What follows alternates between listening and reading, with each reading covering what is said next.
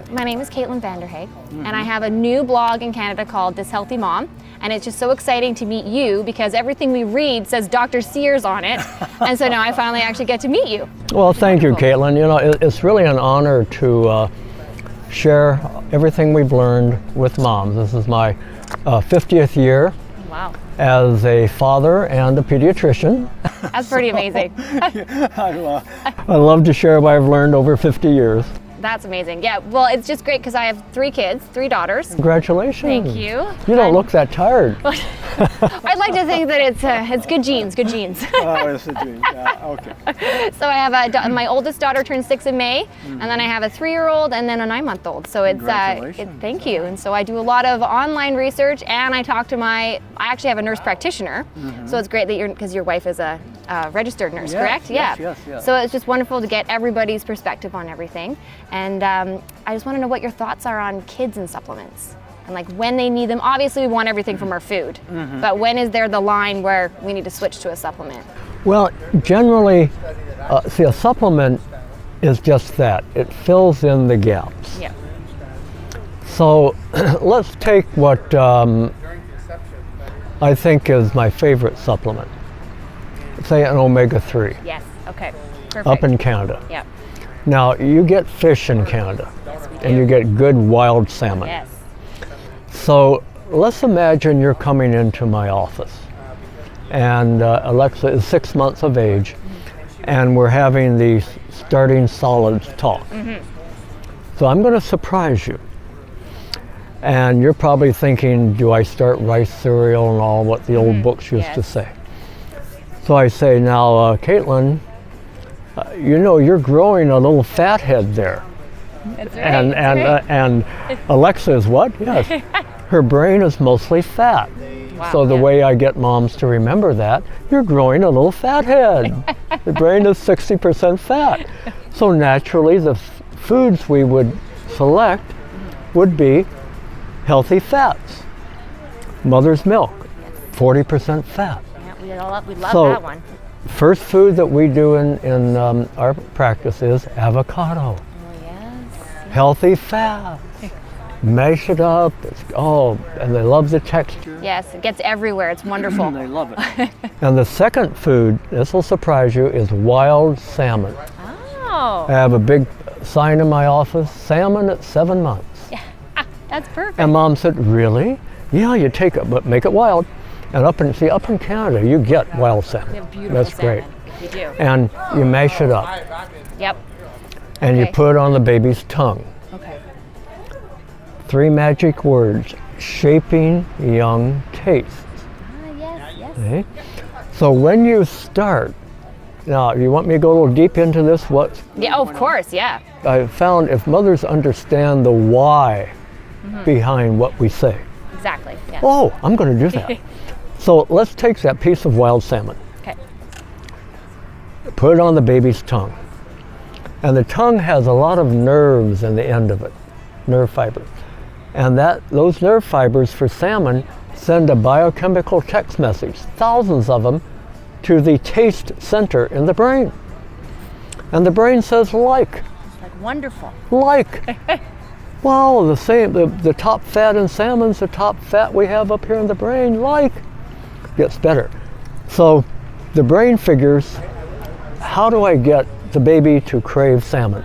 So the brain then sends thousands of biochemical text messages down the middle of the body, the nerve highway called the vagus nerve, into the gut. Oh, wow. And it says to the gut, down is coming one of your favorite foods, salmon and veggies too. You register like down there by good gut feelings. So the gut says like, the gut brain says like, the head brain says like, and after a few years, maybe a few months even, of eating salmon every day or every other day, the crave center in the brain says like salmon, mama, feed me more. Now, I want it now. I want it now, see? So this is why you start earlier. Now, toddlers, for example, They're tricky. they're picky. Yeah, they are. They'll eat salmon one day, won't eat it for a week. I definitely have one of those. You have one, okay. So you shoot for a balanced week, yes, not a balanced day. Now, that's an example where sometimes if your child, well, I just don't want any more salmon for a month, that's where you would give them an omega-3 supplement. Wonderful, okay, good. To fill in the gaps. That's an example there, but you start with whole foods, yes, real foods, ground up real foods. Yeah, I agree. That's a wonderful idea. Yeah. That's a great one. No, I agree. I have one that's a vegetarian. She basically eats broccoli and asparagus. Sure. But now there's a good example. But that's about it. So the vegetarian or vegan diet's very, very healthy. Some of the healthiest people in the world are vegans. However, I'm going to have a little word of caution. Your iron problem gets in there, right? Yeah, they have iron. See, in the first there are 2 times in a person's life where vegan is risky. The first 2 years and older. Ah, yes. Now, omega-3s. So I would give her an omega-3 supplement. Okay. Because the vegan source of omega-3s is not nearly as good as the wild salmon source. Yes. Okay. Iron. Yep. Iron measurement. Vitamin B12, which you get in salmon. Iron, right? You get that with salmon. So salmon, you get 2 supplements right there. You get omega-3s, and you get vitamin D. That's perfect. And you get B12. Those 3. That's wonderful. Those 3 are great. I know it's interesting because obviously you have, what, 8 children? 8 children. Yeah. Yes. And so I only have 3, so it feels like I'm like way far behind you. That's why I have gray hair. Well, mine's going to go blonde to gray, so no one's even going to notice. Okay. But I find that with each one, you basically make a meal and then they each eat a part of it. Yeah. So I have my meat eater, my vegetarian, and thankfully the baby is happy with everything currently. As long as she can throw it around the house, she'll eat it. Sure. So. And another little trick, smoothies. Oh, yes. Say your child is going through a stage they won't eat kale. Well, you take a little bit of kale and you put in a smoothie. Then the next day a little bit more, and a little bit more. We call them sneakies. Yes, sneaking is very good. Sneak it in, and you get it in, and they acquire a taste for that. Mommy, why is it suddenly green? It's always been green, honey. It's always been green. They've been caught. Yeah. Here, they like it. By then they've realized that they do enjoy it. They do, yeah. But that is wonderful because you never know when you should supplement and when you shouldn't. And it's true, that whole 1 week you have to look at the whole thing, because I know when I'm pregnant I need to take a lot of extra iron. So I'm doubling up my iron when I'm pregnant, doubling when I'm breastfeeding. And I know my 3-year-old, we've actually had her tested because we assumed that she was low iron.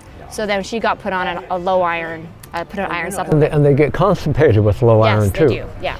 In fact, I had a patient who came in just a few months ago with a complaint of constipation. And no one knew why, and I checked her iron. She was very anemic. Oh, wow. And we actually have her in our book. Yeah. Oh, good. We have a book called Dr. Poo. It's a lot. Now, pretty good title. The story behind this is one of the common, as you mentioned, when you mentioned iron, I thought of this. The commonest question I get in the first couple years are intestinal problems. Yes. Like my child is constipated.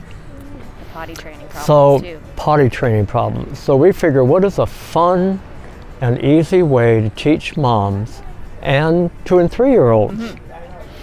So if they poo more comfortably, they will not hold on to it and won't get constipated. So how can we get them to poo more comfortably? It's a very good thing. Yeah, so your friends can go to our website, AskDrSears.com. Perfect. Click in or type in the search engine, Dr. Poo. That's a great name. No one can forget that one. and you download a free ebook. Oh, wonderful. And the free book, and it's got 77 pages, and it's got a lot of little poo rules, for example. What poo should look like, when to worry and when not to. That's a great one, because most people don't know what it's supposed to look like. And a smoothie. The smoothie, look at that. Smoothie recipes, blend rather than juice. Yes, because then you get all of it. Don't get enough fiber. No, so one of the things you'll find in the book is the source of really high quality fiber. Oh, good. Fiber supplements, Sunfiber is one, Regular Girl. These are high quality fibers that you put within like a smoothie. That's awesome. And so again, the very simple is, the easier it is to go, the easier it is to Then more often they'll go. They'll be much happier. You don't want them to hold on to it. No, we want that one to be smooth because you have enough accidents as it is already. You want that part to be nice and easy. And in fact, in the older kids, see, when the kids eat too fast, their poo gets hard. Oh, I didn't know that. Yeah. And so what we say, and the book is through all kinds of funny sayings that kids love. The longer you chew, the better you poo. That's a great one. That is a great one, I have to say. And is that the same with adults too? Because you think about all those people, like when I have kids, I think I'm eating as fast as I possibly can so that I can deal with my kids. Exactly. Well, in adults, we say it's the rule of twos. Eat twice as often, eat half as much, and chew twice as long. Wow, that's very good advice. Definitely keep that one. Thank you so much. That was wonderful. Welcome, Caitlin. Thank you. Take care. Thanks.